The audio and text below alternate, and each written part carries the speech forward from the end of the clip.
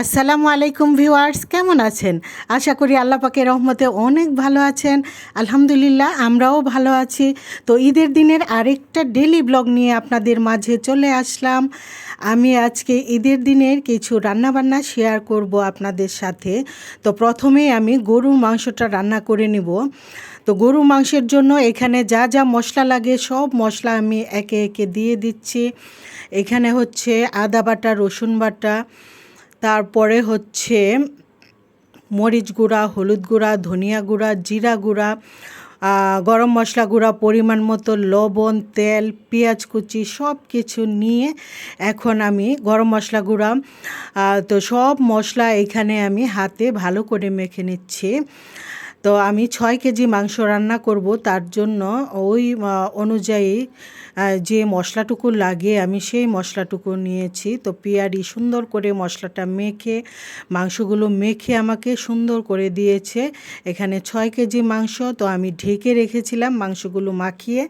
তারপর চুলায় বসিয়ে দিয়ে ভালো করে কষিয়ে নিয়ে তারপর গরম পানির ঝোল দিয়েছি।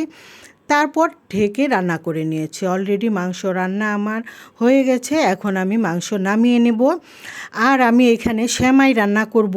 প্রথমে আমি রান্না করব চিকন লম্বা যে কোলসন ম্যাকারনি সেমাইটা হয়। এখন অবশ্য অনেক কোম্পানি এই সেমাইটা বের করেছে বিভিন্ন নামে। এই সেমাইটাও সমান অনেক দুধে রান্না করলে খুব মজা হয় আর খুব ভালো লাগে খেতে।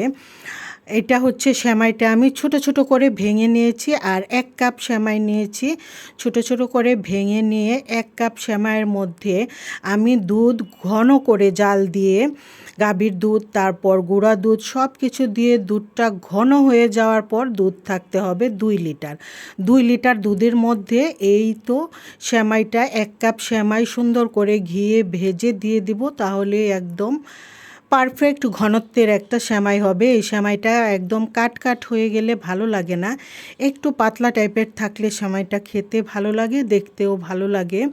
তো এই সেমাইটা সার্ভিং ডিশে নিয়ে আমি একই প্যানে লাচ্ছা সেমাই রান্না করব। তার জন্য দুধ ঘন করে জাল দিয়ে গুঁড়া দুধ মিলিয়ে নিয়ে চিনি, তারপরে গরম মশলা দিয়ে সব কিছু এখানে দিয়ে দিয়েছি, তেজপাতা।